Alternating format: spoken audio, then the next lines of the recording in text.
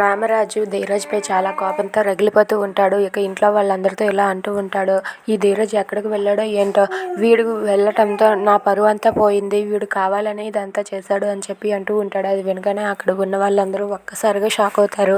వాడు చెప్పా పెట్టకుండా వెళ్ళిపోయాడంటే ఖచ్చితంగా వీడు నన్ను మోసం చేయడానికే వెళ్ళాడు అని చెప్పి అంటూ ఉంటాడు. అది విని వేదవతి నర్మద అయితే ఒక్కసారిగా షాక్ అయిపోతారు. అయ్యో చిన్న అలాంటి వాడు కాదు అని చెప్పి వాళ్ళిద్దరూ అనుకుంటూ ఉంటారు.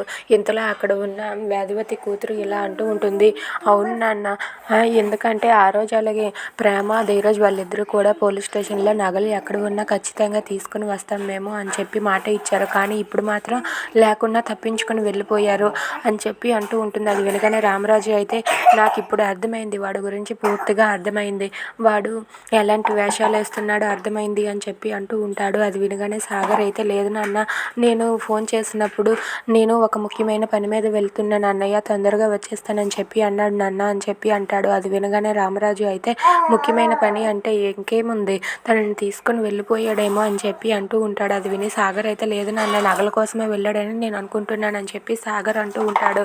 అయినా సరే రామరాజు కోపంతో రగిలిపోతాడు. Please subscribe.